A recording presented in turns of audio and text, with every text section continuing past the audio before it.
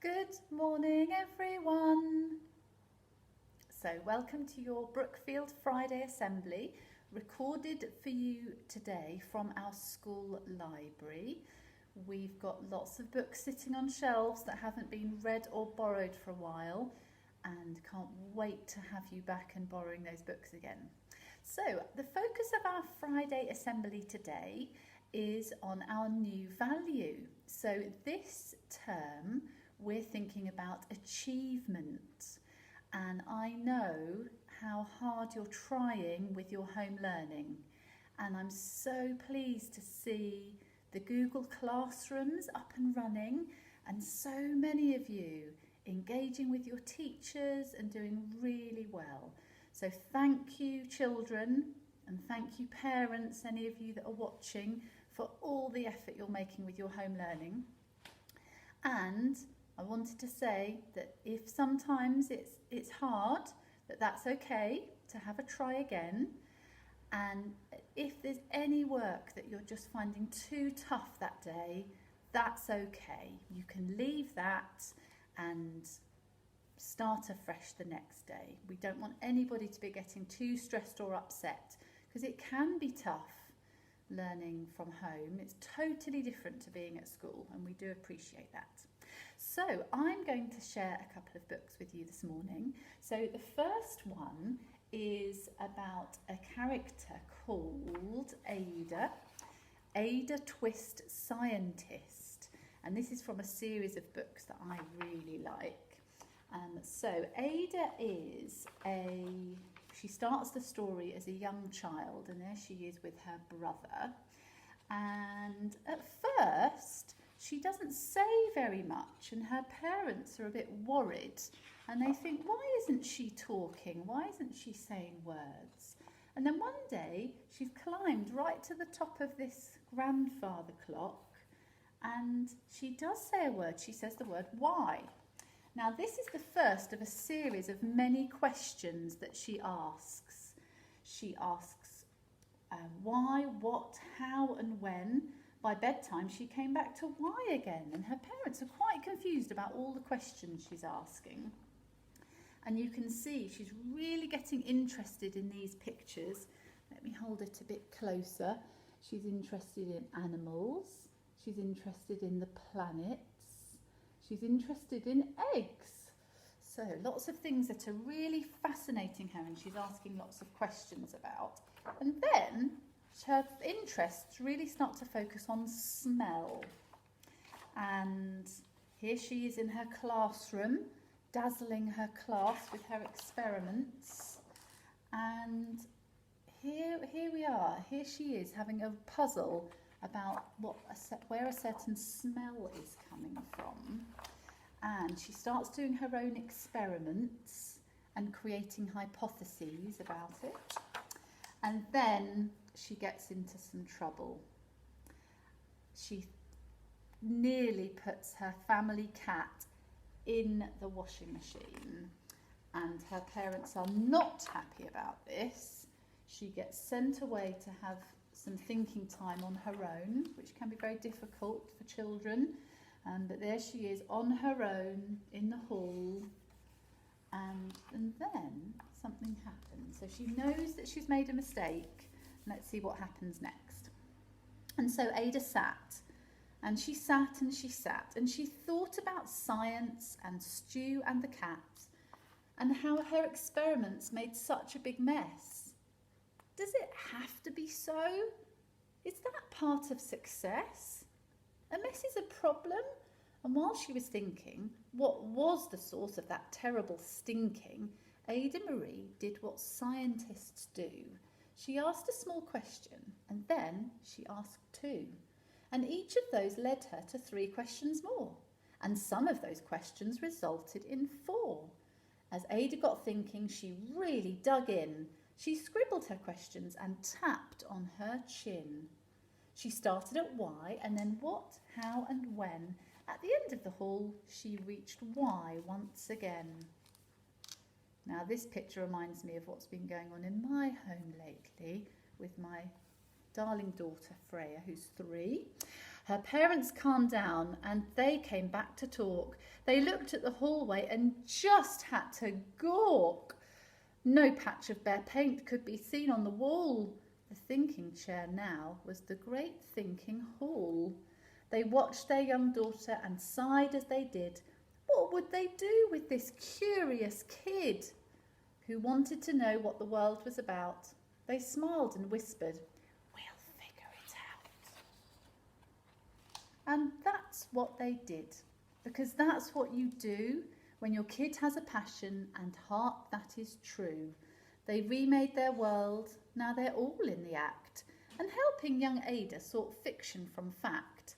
She asks lots of questions, how could she resist? It's all in the heart of a young scientist. And as for that smell, what can Ada Twist do but learn all she can with her friends in grade 2? Will they discover the stink that curls toes? Well, that is the question, and someday, who knows? So there was Ada, achieving as a scientist and also learning from mistakes, having come up against a barrier and overcoming it. So well done, Ada. So the next book I'd like to share with you is this one here, You Are Awesome, which belongs to my son Heath, who's in year 4. And it's written by Matthew Said, who's this gentleman here. Now, Stephanie and I went to a conference with lots of other teachers, and he came and spoke to us, particularly about this book here, Rebel Ideas. And Stephanie and I have been reading this book, and it's really interesting. It's a non-fiction book about how helpful it is to have lots of different people from different contexts coming together and sharing ideas. And there's been some talk in the press recently about the makeup of the advisors for the government, and if there have been enough people from different specialisms and from different areas of expertise. So I think probably that book's very relevant at the moment. So here's Matthew. He grew up in Reading, and his mum was from Wales and his dad was from Pakistan, and he was in the Olympics as a table tennis star.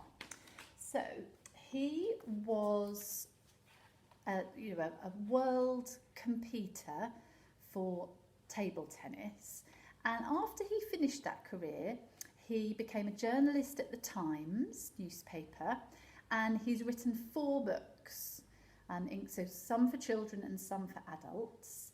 And the other thing, when Stephanie and I went to the conference, he talked about ghost writing David Beckham's autobiography, even though he was writing it, and talked about how much perseverance David Beckham had and how he tried again and again with his free kicks to develop that skill.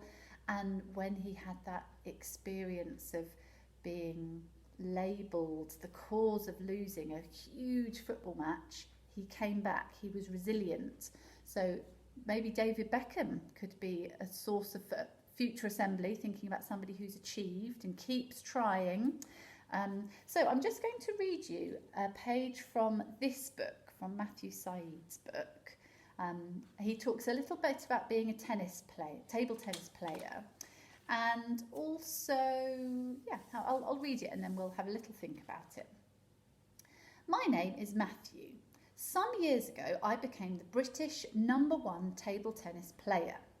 I even represented Great Britain in the Olympics, which is worthy of a fist bump, right? Now, it would be very easy for me to pretend this was down to natural talent. I could boast I was born with lightning-quick reactions, but that would be a fib. Yes, when I won the crown, I had a reputation for speed, gutsiness and quick wits. But I cannot honestly say that I arrived in this world with a ping-pong bat in my hand. My background is as unremarkable as I described. I was very average, an okay kid, but with nothing to hint that I could become an elite sportsman. Nothing to suggest that I could be awesome. The truth is, I had to learn the skills I needed to become the best.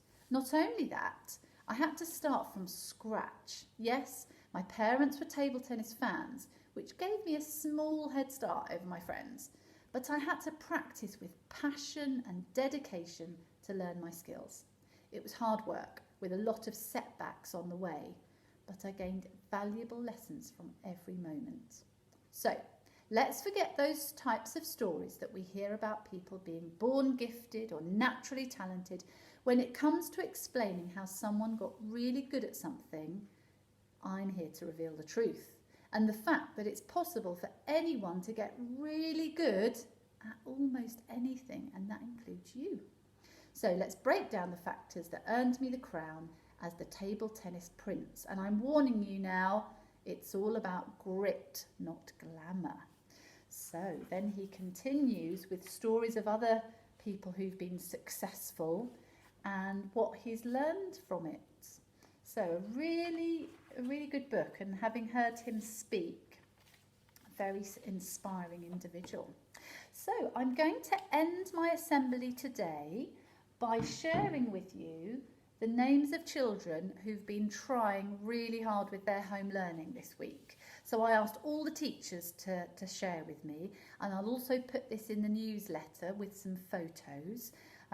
So here we go. Let's hear who's been achieving this week. So in Catkin class, we have a nomination for someone who's done really well with lots of different activities, and that person is Ariella. So well done, Ariella. In Conch class, Sus and Georgina have nominated someone who's been really enthusiastic and done some extra learning, and that is Betsy. So well done, Betsy. In Bluebell class, Emily has nominated someone who has put in a lot of effort and really been enriching their learning by the activities they've been doing. Well done, Harry. Then in Daisy class, there's somebody who has been doing some excellent vocabulary work and also doing the sound of the day and following the Read, Write, Ink lessons that Carla and Emily have been putting on YouTube. So well done, Sophia. Now, in Poppy class, Laura has nominated someone who is really making an effort and wrote her a brilliant diary entry. And I'll pop into Google Classroom and have a look at this myself. Well done, Charlie. And in Dandelion class, we have a child who didn't have a printer. So that felt like a bit of a barrier. And she's worked really hard and made a great effort. And well done, Maya. So in Fern class, we're moving up to the juniors now. We have a child who has made fantastic effort, sending examples of her work and having a go, even if it's been difficult or confusing. Well done, Layla. And in Heather class, again, here's this word effort. Lots of effort and being creative with their home learning, really showing Lily how busy they've been. Well done, Daniel B.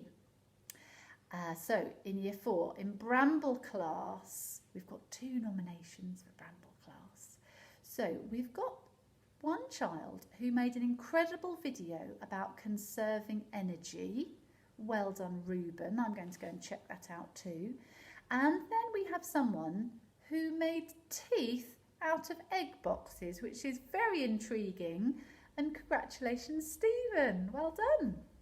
So in Year 5, in Ash class, Agatha tells me that we've got a child who's really got on board with Google Classroom, produced work every single day, and that was even with some technical difficulties, which it sounds like have been overcome. So well done, Louis Saint. And in Willow class, Amy has nominated someone who she did some writing with over the phone and has been an absolute star, she tells me. So they tried their best, they had a go at some tricky spellings and had remembered lots of different features of writing from school. So that is Lucian, well done. And here we have our Year 6 Stars of the Week.